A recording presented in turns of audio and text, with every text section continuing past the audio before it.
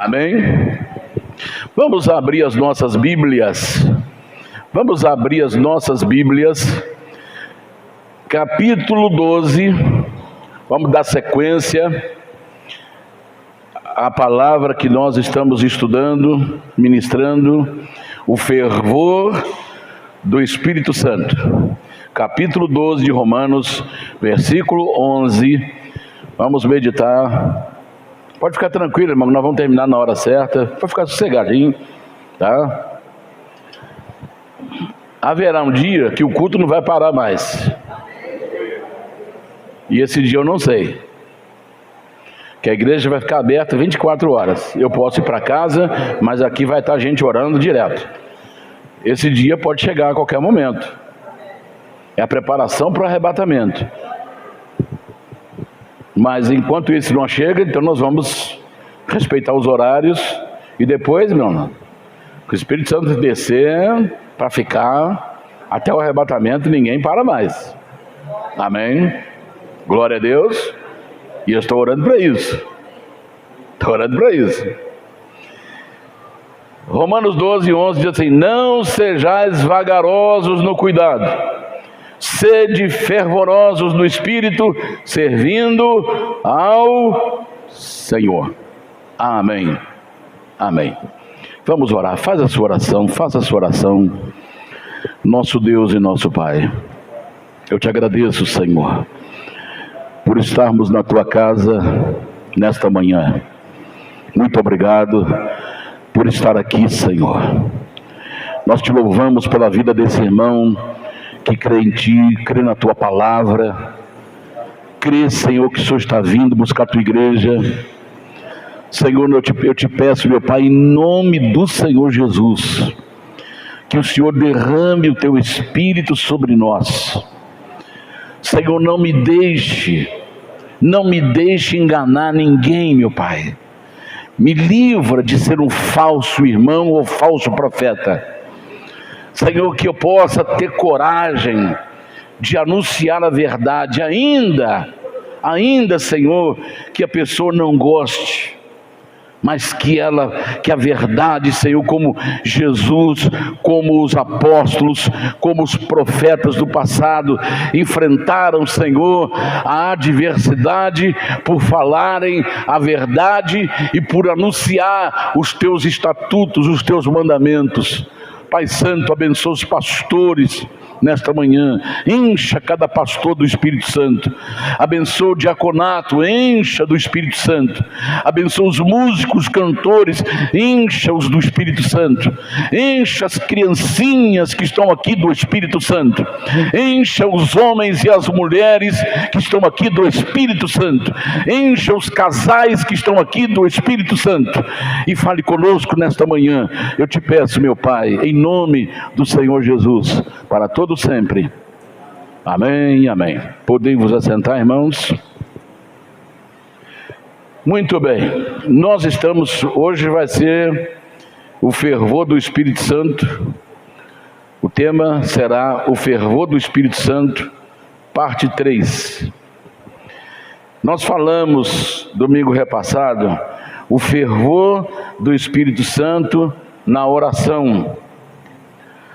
Falamos o fervor do Espírito Santo no entusiasmo, o entusiasmo no serviço do Senhor. Nós temos que fazer com entusiasmo, com alegria, com prazer, com satisfação. E hoje nós vamos dar sequência e vamos pegar a terceira parte, que é o fervor do Espírito Santo no testemunho, que é ousadia, coragem. Atos capítulo 4, verso 13.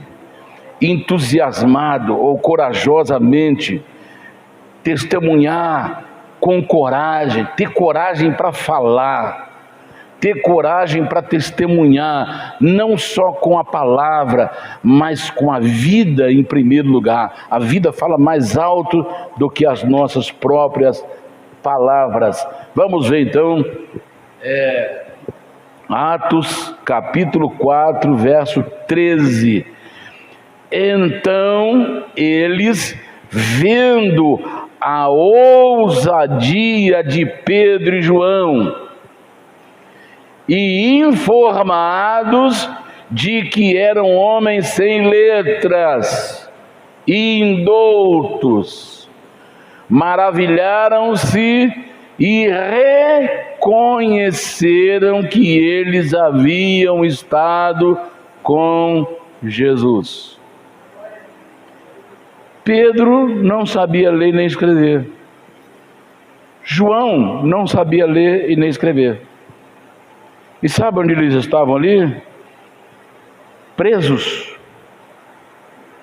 sendo julgados no sinédrio, falando com a alta cúpula da época. A alta cúpula da época. E Pedro, geralmente a pessoa, quando está diante de alguém que está cheio de diploma na parede do seu escritório, a pessoa fica assim, meio com medo de chegar, porque não tem talvez o mesmo intelectual ou intelectualidade de quem está se comunicando com ele. Então ele fica meio avergonhado, envergonhado, meio tímido. Aqui, Pedro falou com ousadia diante desses juízes. Então eles mesmos se maravilharam, porque informados de que eram homens sem letra, analfabetos, e falar com tanta ousadia, com tanta coragem, e com tanta convicção, e com tanta sabedoria, sendo que eles não estudaram, sendo que eles não conheciam letras. Informaram, quem é esses homens aí? Olha, nenhum deles tem estudo, tudo analfabeto. Mas como é que eles podem estar falando isso aí? Como é que eles não tiveram medo da gente? Aí eles falaram, realmente eles estiveram com Jesus. Jesus já tinha ido para o céu há muito tempo. Mas quem é que estava na vida deles? Jesus falou assim, olha, quando vocês forem levados diante de autoridade, quando vocês forem presos e forem levados diante da autoridade, não precisa ter medo nem se preocupar com o que vocês vão falar, porque o Espírito Santo vos fará lembrar de tudo que eu tenho falado para vocês. Quando eles abriram a boca, eles falaram exatamente como Jesus. Como Jesus. E como Jesus falava? Jesus falava com autoridade. Com 12 anos, Jesus estava no meio de uma roda de médicos, discutindo com doutores, com 12 anos de idade. Então, Jesus, ele enfrentou toda a elite da época, toda a elite.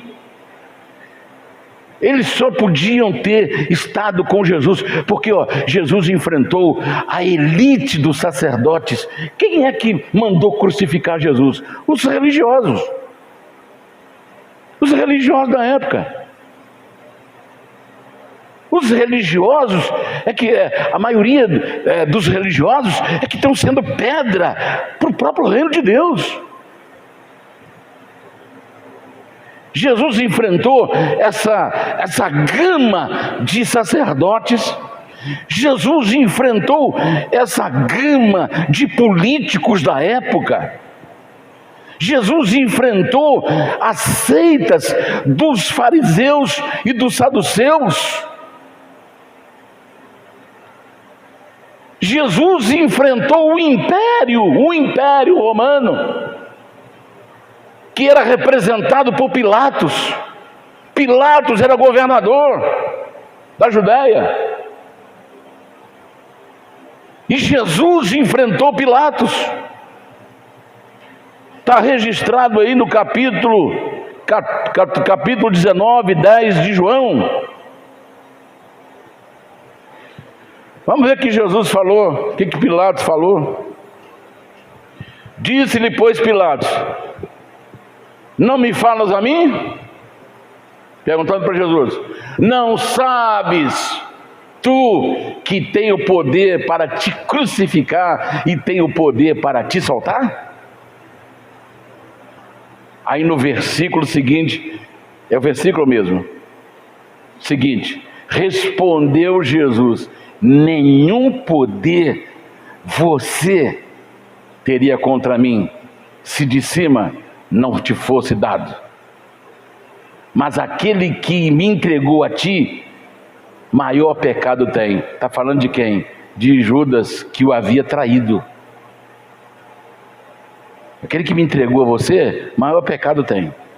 Está falando da traição de Judas, que foi lá e o beijou e o entregou de bandeja para Pilatos. Mas Jesus enfrentou o Império Romano. Você não sabe que eu tenho poder para te soltar, para te matar, ou te soltar, ou te crucificar, ou te soltar? Nenhum poder você teria sobre mim, se do alto não fosse dado para você. Ele falou na mesma altura, ele não se rebaixou, porque Jesus, ele tinha autoridade. Toda autoridade me foi dada no céu e na terra. Portanto, ide, fazei discípulos de todas as nações, batizando-as em nome do Pai, do Filho e do Espírito Santo, e ensinando-as a guardar todas as coisas que vos tenho ordenado, e eis que estarei convosco todos os dias até a consumação do século. Então, quando pega um pequenino do Senhor, ele não está sozinho. Quando ele abre a sua boca para falar diante de um tribunal ou diante de autoridade, ele é o Espírito Santo, é o próprio Jesus que fala através da sua boca. E realmente esses homens indoutos, esses homens sem letras, eles estiveram com Jesus para ter essa coragem, para ter essa sabedoria. Aleluia! Nós só teremos coragem, não a coragem humana, mas a coragem dada pelo Espírito Santo para enfrentar as adversidades. Só se estivermos cheios do Espírito Santo. Atos 5:41. Vamos ver o que diz lá. Atos 5:41. Retiraram-se, pois, da presença do conselho, regozijando-se de terem sido julgados dignos de padecer afronta pelo seu nome, pelo nome de Jesus. Eles saíram de que forma que eles saíram? Alegres. Puxa vida, que alegria! Regozijar é estar alegre por terem sido julgados dignos de padecer afronta pelo nome de Jesus. Então, irmãos, nós não devemos sofrer como bandido se às vezes estamos recebendo qualquer tipo de perseguição por causa da fé que nós trazemos, por causa do nome de Jesus que está em nós, a vida de Jesus. Nós devemos ficar alegres, felizes de receber a mesma sentença de que recebeu Jesus: perseguições, afrontas, zombarias, soco. Então eles ficaram felizes por isto, ficaram alegres por isto. Então Jesus enfrentou o império, Jesus enfrentou os sacerdotes, porque eles não ficaram lá acuados como um animal. Quando uma onça, que é um animal predador, ele está acuada, ou ela está acuada pelos cães, e ela entra num buraco, e ela fica virada para a porta do buraco. Ali você, se tiver alguém filmando, vai ver os olhos dela, como é que vai mudando de cor, porque ela está ali procurando se defender. Ao mesmo tempo ela está com medo dos cães, e ao mesmo tempo ela está gerando nela força e coragem para enfrentar. Então a íris dos olhos começa a mudar de cor e de tamanho naquele momento, porque hormônios estão saindo, entrando em ação no corpo dela. Assim é nós, porque nós temos o testemunho de Jesus. Então é preciso ter ousadia, ter coragem de mostrar: eu sou de Jesus, seja na faculdade, seja na escola, seja no bairro, seja na rua, seja no local de trabalho. Eu sou de Jesus. Não ter medo de testemunhar, ter coragem para testemunhar. Agora, para acontecer isto, só o fervor do Espírito Santo em nós. Só o fervor do Espírito Santo em nós. Quando o Espírito Santo ferve em nossa vida, então algo começa a mudar. Nós ganhamos uma coragem sobre-humana. Nós ganhamos uma coragem, recebemos uma coragem sobrenatural. Eu quero mostrar para você aqui, em Juízes, capítulo 6, lá no Velho Testamento, versículo 1, o povo de Israel ficou 7 anos de joelhos. Preste atenção nisso agora. 7 anos de joelhos diante dos midianitas, amonitas e os orientais. 3 exércitos. Olha lá. Porém os filhos de Israel fizeram o que era mal aos olhos do Senhor, e o Senhor os deu nas mãos dos midianitas por 7 anos. Então juntou aqui os midianitas, os amonitas e os do Oriente, e formaram um exército de 135 mil homens. 135 mil homens. E o povo de Israel ficou de joelhos para essa gente durante 7 anos. Eles plantavam, aí os midianitas, os amonitas, os orientais, falou: chegou a época, eles estão colhendo lá o trigo agora. O gado deve estar gordo, o trigo já deve estar colhido, vamos lá buscar. Aí eles vinham como gafanhotos, eles vinham com seus camelos, milhares de camelos. Aí imagine, 135 mil camelos vindo pelo deserto em busca dos bens de Israel. Eles vinham igual gafanhotos levantando poeira. Aí o povo de Israel via a poeira vindo lá do deserto. Aí eles entravam, eles já haviam feito cavernas, buracos. Aí cada um entrava nas suas cavernas e ficava escondidinho, e deixava eles levarem a vaca, as vacas gordas, os bois gordos, as ovelhas gordas, levavam tudo, levavam todo o trigo e deixava Israel sem nada. Sem nada. Aí eles começaram a ficar debilitados, porque quem não come fica debilitado. Aí, preste atenção nisso agora.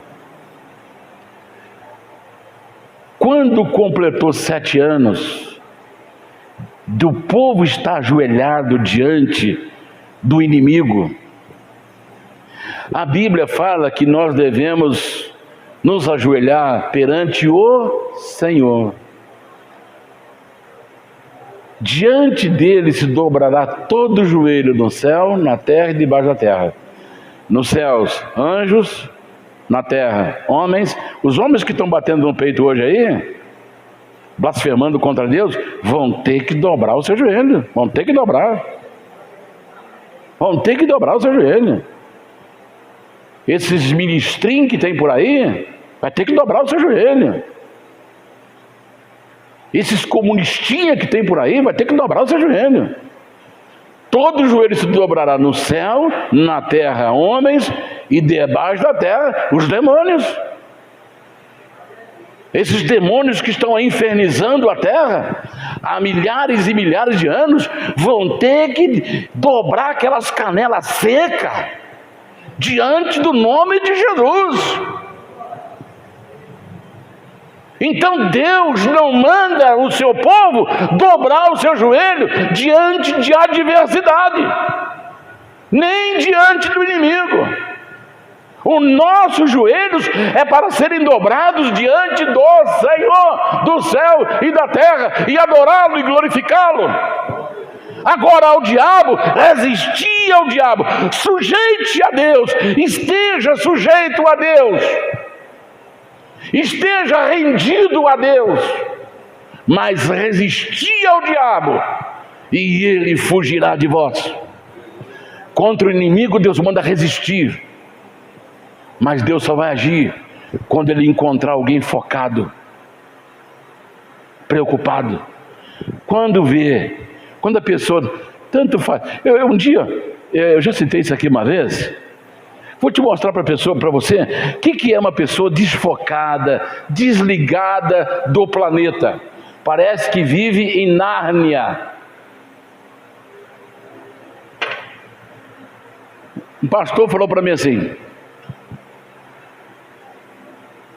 a minha esposa, se ela passar dentro de um ônibus, na ponte do bairro Manuel Nório, e o rio Paraibuna estiver subindo lá para Benfica, ela vai olhar: ó, o rio Paraibuna está indo para Benfica. Paga para lá, né? Mas aí, se o rio está subindo para Benfica, alguma coisa aconteceu.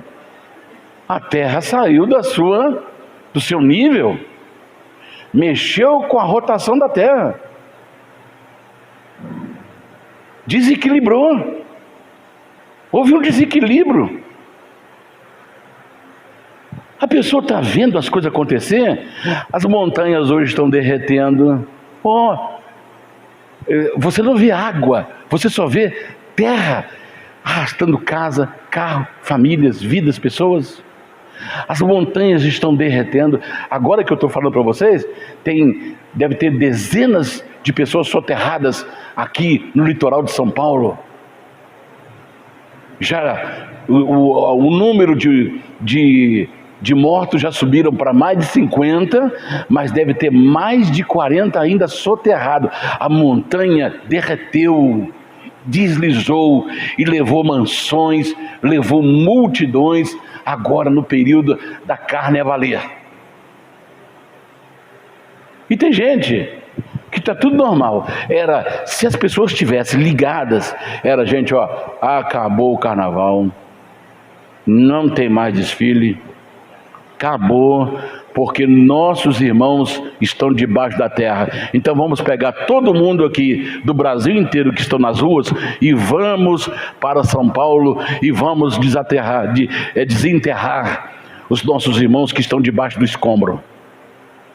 Eu pergunto para vocês: alguém fez isso? Eu pergunto para você: a esposa desse presidente preocupou com isso? Os ministros desse presidente preocupou com isso? Não, muito pelo contrário. Eles estavam lá no carnaval dançando e não quis nem saber de quem morreu e quem está vivo. Sabe por quê? São desfocados, não estão nem aí para o que está acontecendo no mundo.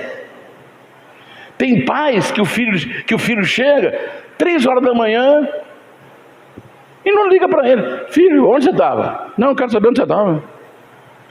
Não tem que dar satisfação. Tem que dar satisfação, sim. Você tem que dar. Meus filhos estão tudo casados aí. O João tem 34, Thalita tem 34, filho? 35. Errei por um. A Thalita tem 30 e poucos também. 32, 37. Nenhum pai está sabendo a idade dos filhos, né? Você pensa que quando ele não chega em casa,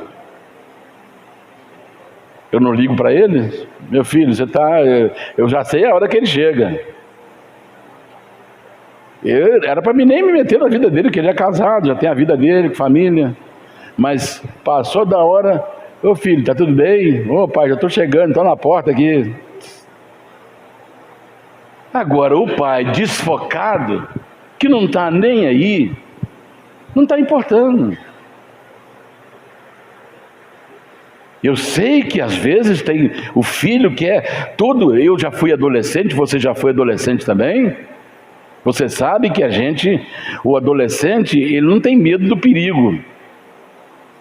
Porque ele não sabe, o cérebro protetor, que fica bem aqui na frente, é chamado de córtex, que desenvolve aqui na nossa, bem aqui na frente do nosso cérebro, o instinto de proteção. E no jovem, adolescente, na criança, não foi desenvolvido isso ainda. É por isso que o pai e a mãe têm que ficar atento com os atos do seu filho, porque ele pode pegar lá uma moeda e engolir, porque ele não tem ainda noção do perigo, porque ainda não foi desenvolvido a proteção para a sua vida. Então ele tem que ficar debaixo mesmo de: mãe, eu já sou grande. Você é grande, mas ainda não está, aqui ó, cabecinha ainda não está formada. Então, cola na aba dele. Porque ele não enxerga o perigo. E às vezes, se ele tiver com a turminha, aí que dá força para ele. Eu vou mostrar que eu tenho coragem. E vai, mergulha, não sei nada. Mergulha no fundo num poço sem fundo. Porque ele quer mostrar, mas só que ele não vai mostrar, porque ele não vai voltar para mostrar que ele tem coragem. Mas você vê adulto também fazendo bobagem. Por quê? Porque tem a cabeça de criança. Cresceu o físico, cresceu a cabeça, mas não desenvolveu a proteção. Então até adultos tem que vigiar também. Porque se ele sai lúcido para a rua, ele volta atravessando as pernas uma na outra. Aí tem que ficar olhando igual bebê. Tem mãe aí que vai buscar. Aliás, tem cachorrinho que vai buscar o dono no botequim. O cachorro tem mais cérebro do que o cara. O cachorrinho olha no relógio dele e fala: opa, está na hora de buscar meu dono. Aí chega lá, o cara está lá trançando as pernas. Aí o cachorrinho começa lá: vamos embora para casa. Aí o cachorrinho leva para casa. E é adulto. Às vezes é casado, tem pai, tem filho, tem esposa, mas não tem responsabilidade. Tem que ficar vigiando. Então cresça. Você que está me assistindo pela rede social, cresça. Amadurece. Seja homem.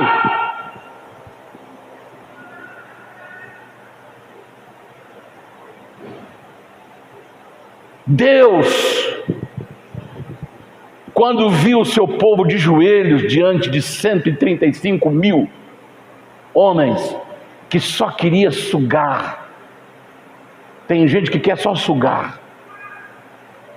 Aí Deus viu um homem focado. Deus encontrou um homem focado. Preste atenção, por favor. Um homem focado.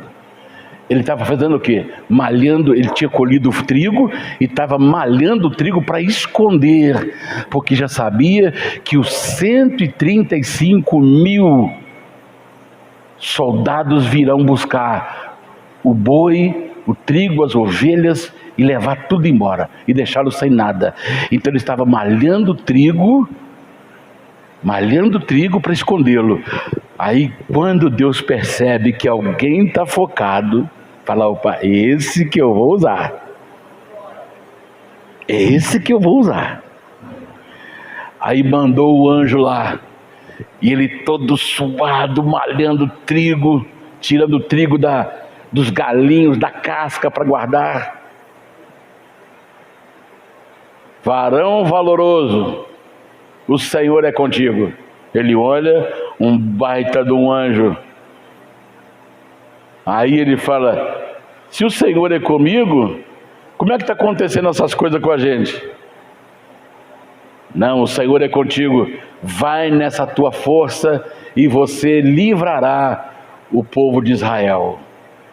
Aí, porque Deus encontrou alguém focado, alguém preocupado, alguém que está pisando no chão, alguém que está na terra, alguém que está vendo as coisas acontecerem, alguém que está vendo as crianças serem massacradas, alguém que está vendo as montanhas derreter, alguém que está vendo os comunistas avançarem, alguém que está vendo as igrejas sendo destruídas com comportamentos e atitudes que são duvidosas.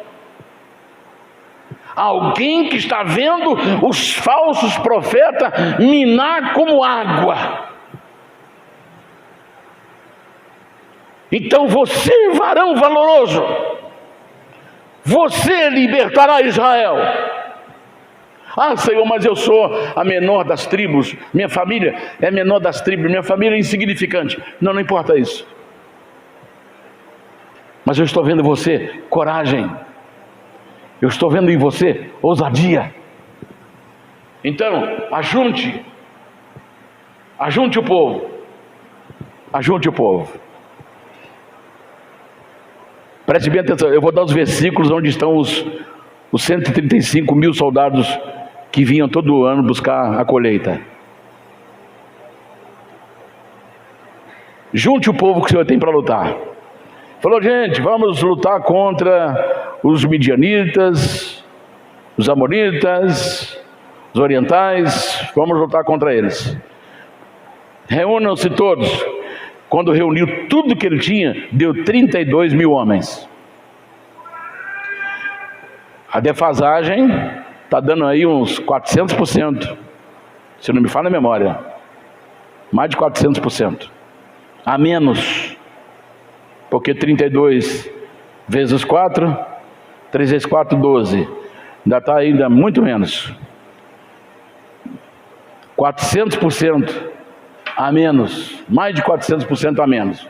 Então a defasagem já começa aí.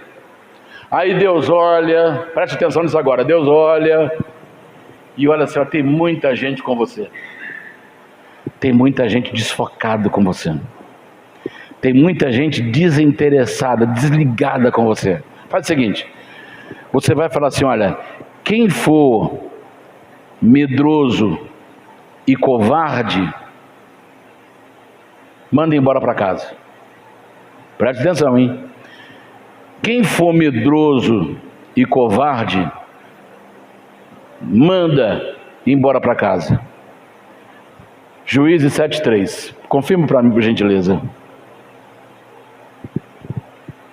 Preste atenção nisso agora.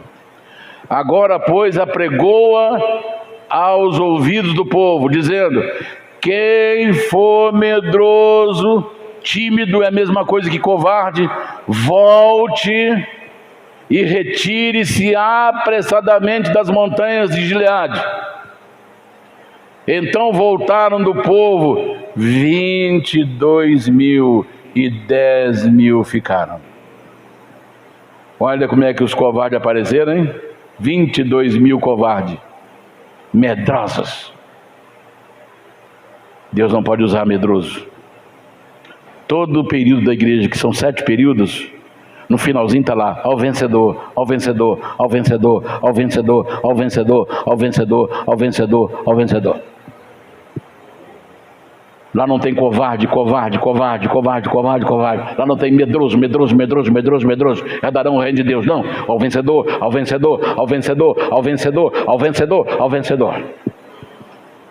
Herdará todas essas coisas.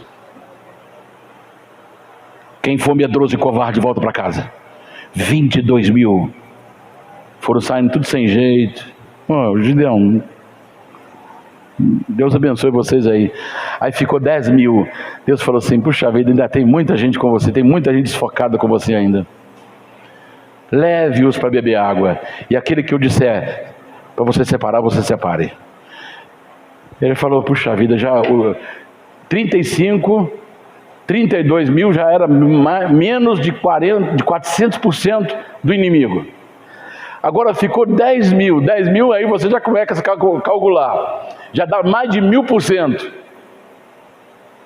1.200%.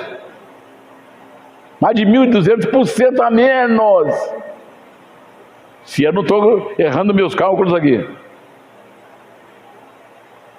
1.200, mais de 1.200 a menos. Aí Deus olha, ainda tem muita gente desligada com você. Faz o seguinte: manda o povo beber água, e aquele que eu mandar, você separe.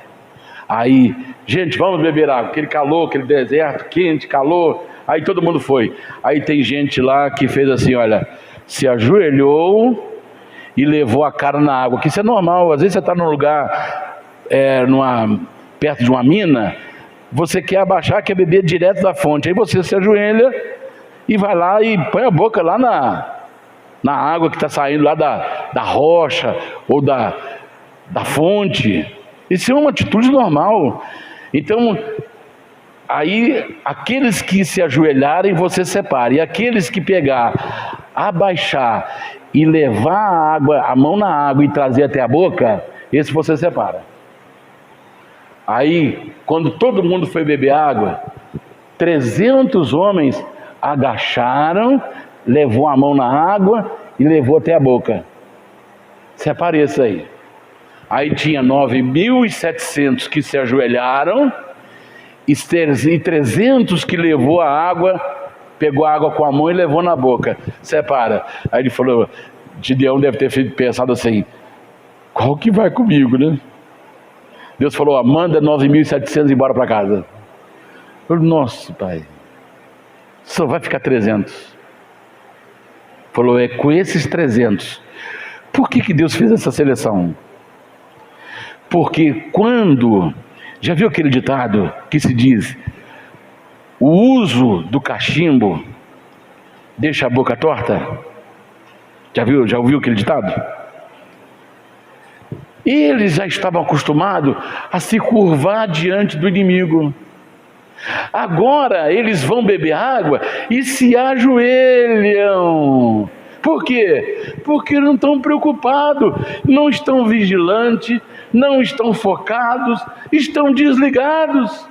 Aí eles vão e se ajoelham para tomar água, fala: esses não servem, porque eles só vão ser peso para você. Então saiba de uma coisa: aquele que atrapalha a sua vida, Deus vai tirar do seu caminho.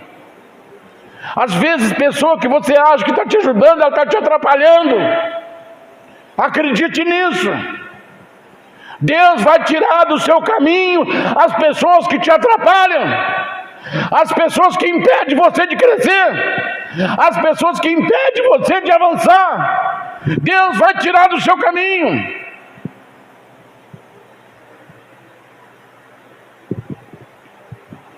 Tem pessoas que vão desaparecer da sua vida e você não vai saber por quê. Aí eles vão arrumar uma desculpa esfarrapada para ter te abandonado. Mas é Deus que está tirando aquela pessoa do seu caminho para não te atrapalhar. Não vá atrás dela, deixa ela. Um dia alguém postou na rede social dizendo assim: o pastor deve ir atrás da ovelha que abandonou o caminho. Aí alguém postou e falou assim: olha, Jesus não mandou ir atrás da ovelha que abandonou. ele mandou atrás da ovelha perdida. Perdida.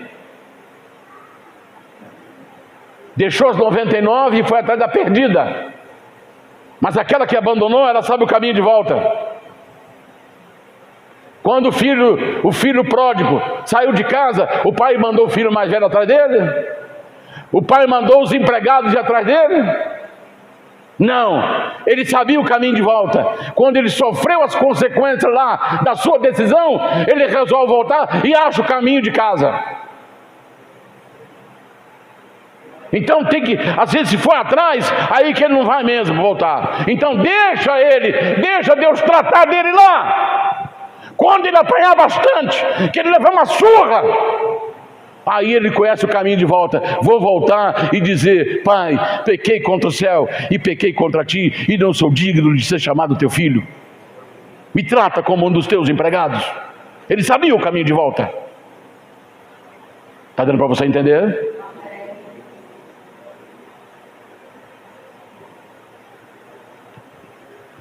Separa esses 300. Aí sabe o que aconteceu? A Bíblia diz que o Espírito Santo se apoderou de Sansão, de Gideão. O Espírito Santo se apoderou de Gideão. E ele foi cheio do Espírito Santo. Os versículos 10 do capítulo 8 fala sobre o exército de 135 mil. Só nessa batalha aqui, sem armas, foi dado para os 300 uma corneta, foi dado para os 300 um vaso de barro, e foi dado para os 300 uma tocha de fogo. Eles não levaram armas. Deus colocou um pavor no meio do arraial dos midianitas, que Gideão mandou alguém ir lá para ver como é que estava. Aí escondidinho eles foram lá. Alguém foi lá no arraial e ficou ouvindo. Aí alguém saiu de uma tenda e falou assim: olha, eu tive um sonho essa noite. Eu sonhei que nós estávamos sendo atacados e o nosso exército foram todos destruídos. Gideão veio sobre nós com seu exército e nos destruiu. Ele contou esse sonho. Aí a pessoa voltou e falou: olha, eles estão lá apavorados, porque até sonho eles sonharam com a derrota deles. Aí Gideão, Deus deu a ele estratégia: 100 homens vão ficar aqui, 100 homens vão ficar aqui e 100 lá. Quando eu der a ordem, quebrem os cântaros, toquem as trombetas e acendam as tochas. Quando deu a ordem, os cântaros foram quebrados. Agora imagine 300 cântaros sendo jogados no chão, na pedra. O estrondo que fez, aquilo apavorou, saíram da tenda apavorados, e uns foram matando o outro. Por que uns mataram os outros? Uns mataram uns aos outros. Isso é tradição. É tradição do povo do deserto. Eles preferem se matar do que se entregar para o inimigo. Eles preferem a morte, o suicídio, do que ser preso pelo inimigo. O que aconteceu com Saul quando ele foi cercado? Ele não queria se entregar. Isso é tradição. Isso para eles é uma honra. O suicídio para eles é uma honra, para não cair na mão do inimigo. Então, quando eles jogaram os cântaros nas pedras, que houve aquele estrondo, aí já começaram ali a se matar uns aos outros. Olha, já estamos derrotados, vamos cair na mão do inimigo. Então, olha, me mata e eu te mato. Não, aí se matar não tem jeito de matar o outro. Aí vai assim. Então, um vai matando 10, depois alguém mata ele, e aí vai por aí afora, uns se matando uns aos outros. Sabe quantos morreram naquele dia? 125 mil. Aliás, 120 mil, sobrou 15. 15 dos midianitas, aliás, dos orientais. Só ficou gente do Oriente. 15 mil que estava com o comandante deles, que sobrou vivo. Mas você pensa que Gideão deixou eles embora em paz? Foi atrás deles. O povo, os 300 estavam cansados, mas foi atrás deles também. Porque a obra tem que ser completa. Quando Deus começa uma coisa, Ele vai até o fim. Deus não faz nada pela metade. Mas da onde veio a força? Do poder do Espírito Santo. É o Espírito Santo, é o fervor do Espírito Santo que traz coragem para o Daniel. É o fervor do Espírito Santo que traz coragem para você. É o fervor do Espírito Santo que traz coragem para enfrentarmos as adversidades da vida. E muito mais agora, nós estamos chegando no fim, muito mais agora, nós precisamos da presença e o poder do Espírito Santo sobre nós para enfrentarmos as adversidades, as perseguições e todo o mal que está por vir. Precisamos do Espírito Santo.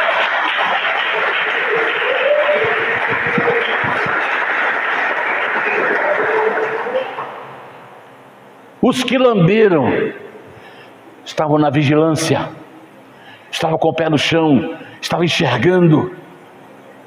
Então, irmãos, uma coisa que o servo de Deus precisa pedir: Senhor, abra os meus olhos. Abra os meus olhos para que eu veja. Abra os meus olhos. E é o Espírito Santo que vai abrir os teus olhos. Irmãos, tudo vem do Espírito Santo. Tudo que você precisa, tudo que o Daniel precisa, vem do Espírito Santo. Não precisamos inventar nada, não precisamos criar nada, porque tudo que nós precisamos vem do Espírito Santo. Ah, pastor, mas eu queria receber uma oração de cura. A cura vem do Espírito Santo. Você pensa que Pedro curava as pessoas? Não, era o Espírito Santo que estava nele. O que eu tenho, o que ele tinha? Espírito Santo. O que eu tenho, isso eu te dou. Em nome de Jesus, levanta. Às vezes você fala assim: puxa vida, eu queria, a fulana de tal pedir uma oração, porque ela está com a coluna, com problema, com dor na coluna, mas eu estou com dor no braço, na perna, na barriga, na cabeça. Como é que eu vou orar para ela se quem está precisando de mais oração sou eu? Não, irmão, não é você que vai curar, não. Isso mostra que Deus colocou riqueza e uma coisa caríssima num vaso de barro. Não é o Daniel pode estar quebrado e ele pode orar para alguém e alguém sair andando, sair curada e ele continuar com a dorzinha dele, porque quem faz a obra não é o Daniel, é o Espírito Santo. Então quando alguém te pedir oração, quem precisa de oração sou eu. Não, ore, porque Deus vai curar aquela pessoa e vai curar você também. Porque quando você abençoa alguém, você é abençoado. Quando os amigos de Jó, que o atormentaram e acusaram, falou: Deus, perdoa os meus pecados, porque nós acusamos Jó, e ele sendo inocente, ele falou: não, eu não vou ouvir a oração de vocês. Vai lá e peça a Jó que ore para você. Aí Jó estava lá, cheio de úlceras. Jó, Deus mandou que você orasse para nós, para Deus nos perdoar. Aí Jó levantou aquela mão toda cheia de feridas. Senhor, perdoa eles, porque eles fizeram muito mal, me acusando. Perdoa eles, tudo que eles fizeram.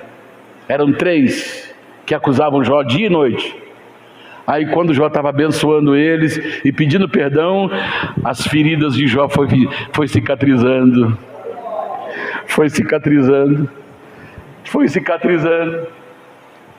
E aí a Bíblia diz que Deus o abençoou de tal maneira que depois da oração que ele fez para os 3 inimigos dele, que acusou dia e noite, ele prosperou e teve tudo 4 vezes mais na sua vida.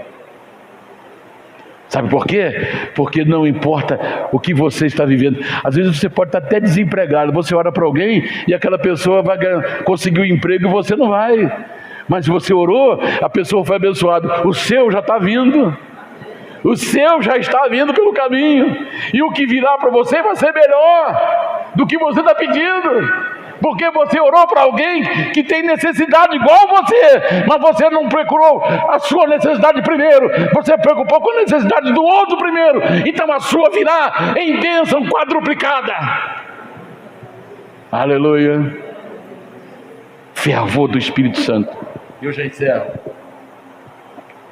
encerro.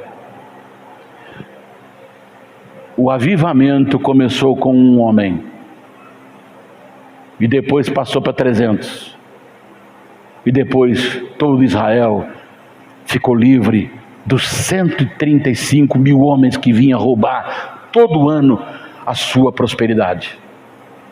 Então eu quero dizer para você que nós não podemos perder o foco.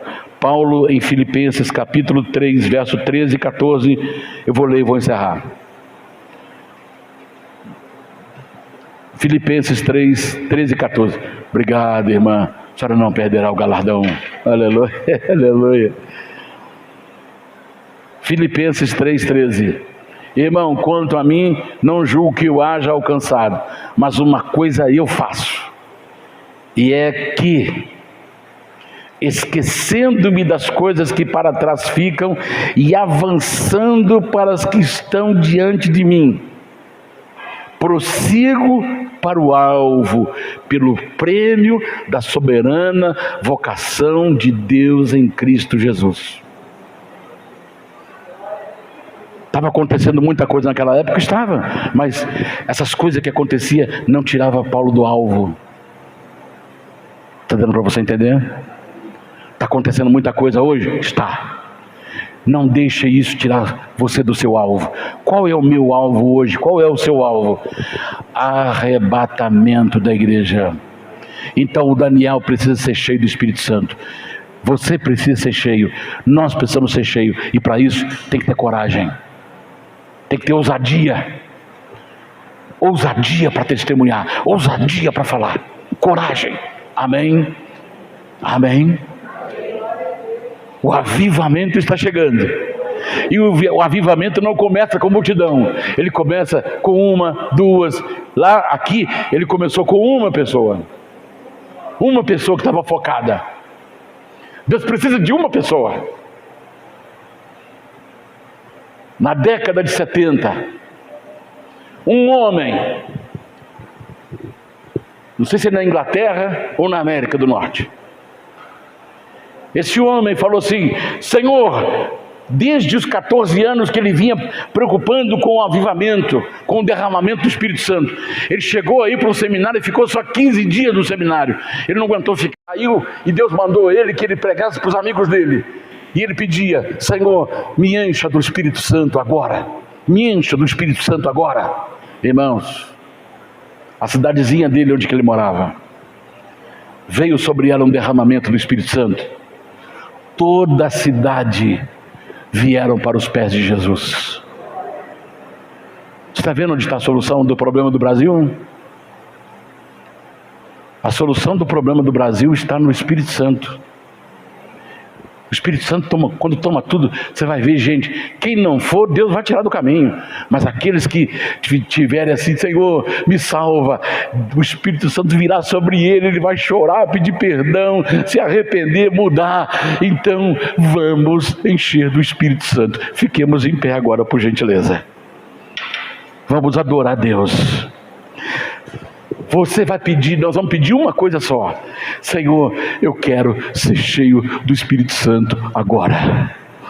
Eu quero ser cheio do Espírito Santo agora. Feche os seus olhos, por favor. Feche os seus olhos, por favor. Feche os seus olhos.